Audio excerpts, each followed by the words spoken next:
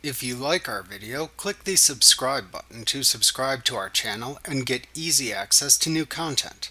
To see our full suite of ad-free video courses and training materials, visit us at teachucomp.com. Another way to add information to images is to assign digital captions and notes.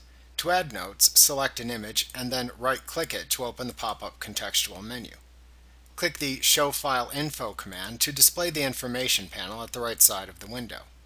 Expand the General section if it isn't already displayed by clicking the small black triangle to the left of the general label. To add a caption, enter it into the Caption field. To rename the file, type a new name into the Name field.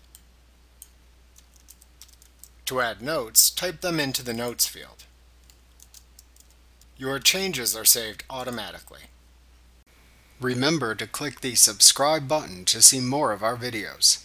Get ad-free courses at teachucomp.com.